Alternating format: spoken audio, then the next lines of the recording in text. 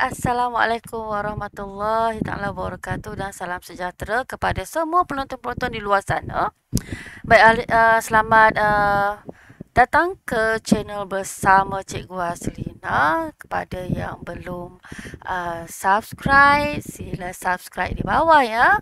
Dan teruskan tekan butang loceng untuk terus menerima video-video terkini daripada Cikgu Haslina. Okey.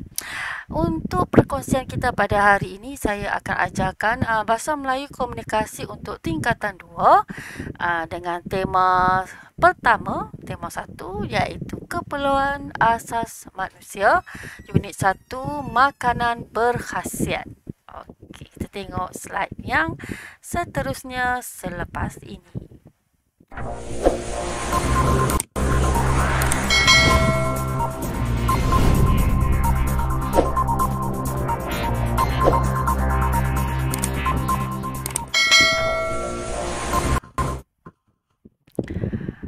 Baiklah, okey, untuk Bahasa Melayu Komunikasi untuk tingkatan 2 pada kali ini cikgu akan ajarkan unit 1 iaitu makanan berkhasiat dengan tajuk pemakanan yang sihat. Baiklah, apakah itu pemakanan yang sihat? Jom kita tengok.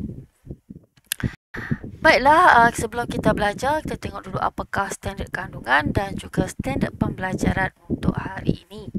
Iaitu untuk standard kandungan kita iaitu 3.2 iaitu menulis perkataan daripada pelbagai golongan kata dalam pelbagai ayat.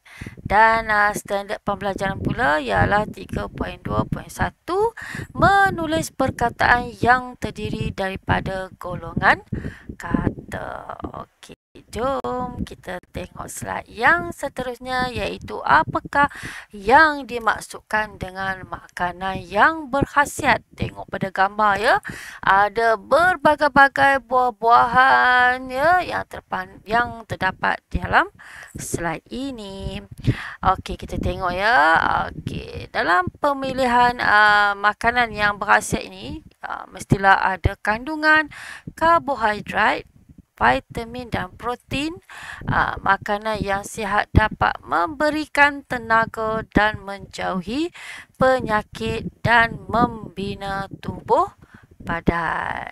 Itulah yang ditekan yang dimaksudkan dengan makanan berkhasiat ya. Kita tengok slide yang seterusnya pula apakah itu makanan yang sihat. Okey, yang pertama mesti ada karbohidrat, mesti ada protein dan mesti ada vitamin. Okey, ada pada apa yang gambar yang kita tengok ni ya. Untuk karbohidrat terdapat ada roti, beras, biji rin, pasta, ada ubi kentang, ada roti, ada ubi apa tu ya, ubi purple tu, ubi keledek dan juga sebagainya lah.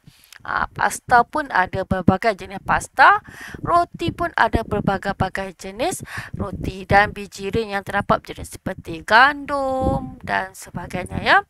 Okey, kita tengok pula untuk pemakanan yang sihat ini iaitu protein. Apakah makanan yang terdapat protein iaitu ayam, daging, telur, ikan, ya, susu dan juga keju. Telur pun ada kat situ kan. Ini adalah jenis-jenis makanan yang mengandungi protein. Dan seterusnya vitamin. Vitamin ini terdapat dalam sayur-sayuran dan juga buah-buahan. Tengok ya, ada berbagai-bagai jenis sayur-sayuran dan buah-buahan di situ. Ada tembikai, pisang, ada buah strawberry, buah delima, tomato, buah tin, capsicum, sayur kubis dan sayur yang lain-lain lah ya. Ini adalah makanan-makanan yang sihat yang mengandungi 3 khasiat makanan utama iaitu karbohidrat, protein dan juga vitamin. Baik, yang ni yang dah saya terangkan tadi kan. Okey, inilah jenis-jenis karbohidrat, protein dan juga vitamin seperti nasi, roti, ubi keledek, ubi kayu, ubi kentang dan semua jenis biji rin seperti gandum dan juga jagung. Tadi saya dah sebut dah kandungan protein iaitu ikan, ayam, daging, telur, susu, keju dan jenis-jenis kekacang. Dan vitamin pula yang terdapat dalam sayuran dan juga buah-buahan.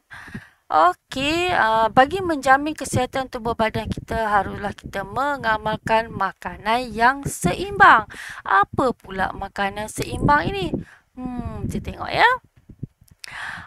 Makanan seimbang ialah makanan yang mengandungi 6 zat makanan yang diperlukan oleh tubuh badan.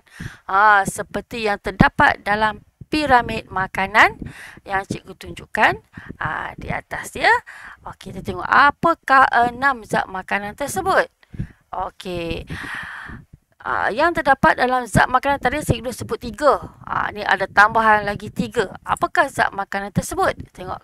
Yang pertama iaitu karbohidrat. Karbohidrat yang terletak bahagian bawah dalam piramid makanan. Mana okey, di sini ya, yang bahagian bawah sekali dalam piramid makanan itu yang mestilah diambil dengan kuantiti yang banyak. Paling banyaklah sebab dia di bawah. Tengok dia punya di bawah sekali paling lebar. Kita tengok pula ya. Baik, yang kedua adalah protein. Okey, protein, di manakah kedudukan protein? Protein duduk di bahagian sini. Tingkat yang ketiga. Yang tingkat yang pertama, ini tingkat yang ketiga. Menunjukkan pengambilan makanan yang agak sikit saja ya. Sikit saja, tak boleh ambil banyak. Okey, kita tengok pula lemak, iaitu terkandung dalam mentega dan minyak. Kita tengok ya, di mana kandungan mentega dan minyak. Ni minyak ni, mentega, kek dan sebagainya berada di paling atas. Maksudnya kita tidak boleh mengambil kuantiti yang banyak. Okey. Tengok pula khasiat makanan yang seterusnya iaitu vitamin. Vitamin terdapat dalam sayuran dan buah-buahan. Okey, dalam sayuran buah-buahan ni ada pada tingkat yang kedua. Kita kena ambil banyak ni buah-buahan dan juga sayur-sayuran selepas kita mengambil karbohidrat ya. Okey. Untuk yang seterusnya iaitu mineral. Mineral ialah makanan laut seperti kerang, ketam, udang dan juga sotong ni kita ambil dalam kuantiti yang sedikit saja. Di mana kedudukan dia? Ya, dia masih lagi kedudukan sama dengan protein yang lain iaitu ikan, udang, ketam ni berada di sinilah mineral ya, bahan mineral. Okey, kemudian yang terakhir iaitu air. Air lah yang paling kita perlukan dalam tubuh badan kita. Iaitu yang pertama air kosong. Kita perlukan 8 gelas sehari ya, untuk kelihatan terus sihat. Jadi selain itu kita boleh ambil juga jus buah-buahan. Okey, seterusnya yang ini adalah pemakanan 3 jenis makanan yang paling penting dalam pemakanan yang sihat iaitu karbohidrat, protein dan juga vitamin. Makanan yang sihat ni dapat memberikan kita tenaga, menjauhi penyakit dan membina tubuh badan yang sihat. Okey. Kita mesti ada. Yang pertama kena ambil karbohidrat, iaitu yang terdiri daripada nasi, roti, pasta dan juga ubi-ubian. Dan yang seterusnya kita perlu ambil yang kedua kepentingan iaitu protein. Kena ambil. Ada orang tak nak makan tak nak makan sayur-sayuran, tak boleh ya. Kena ambil sayur-sayuran, kena ambil daging ayam dan sebagai sumber protein untuk membina tubuh badan dan vitamin supaya badan kita terus sihat kan. Kemudian, mengapa kita perlu mengamalkan makanan yang seimbang ini? Yang pertama, supaya tumbuh besaran manusia itu lebih sempurna daripada aspek fizikal. Maksud kita dapat berkembang, tumbuh besaran, tentunya kanak-kanak lah.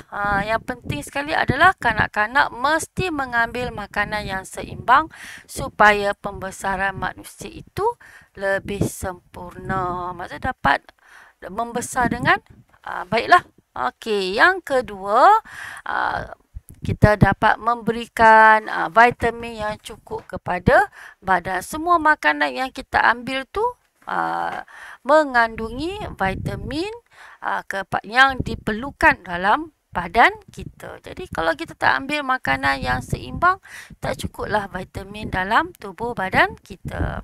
Baik, yang ketiga, ia mampu mengawal kadar obesiti. Jaga-jaga jangan makan terlalu banyak makanan berkarbohidrat ataupun banyak mengambil protein, tak ambil sayur-sayuran langsung, boleh mengakibatkan pengambilan yang tidak seimbang, menyebabkan kita boleh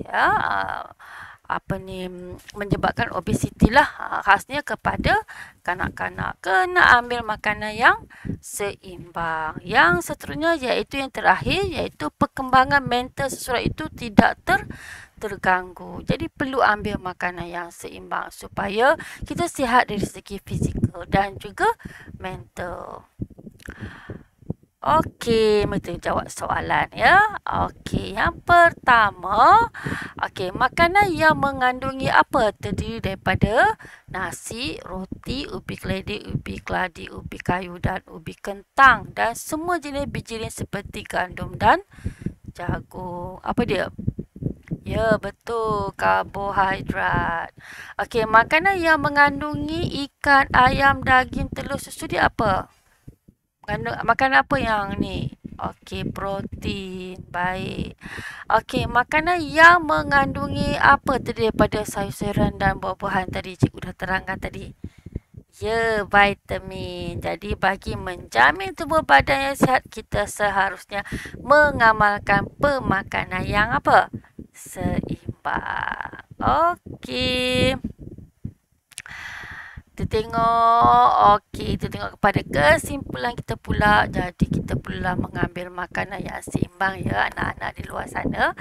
Ya, bukan sahaja individu tetapi masyarakat juga, seterusnya negara ya, perlu memberi kesan yang positif daripada pemakanan yang baik ini. Jika masyarakat masih ingkar dan tidak mahu mengambil makanan yang seimbang, tentulah pasti jumlah pesakit penyakit kronik di negara kita ni akan bertambah. Jadi ketika itu mungkin sudah terlewatlah untuk kita semua mengambil langkah pencegahan ya.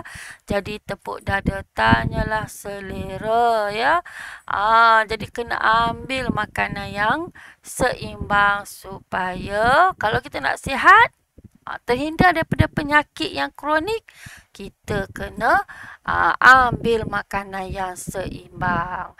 Makanan seimbang ni dapat mengurangkan risiko penyakit berbahaya.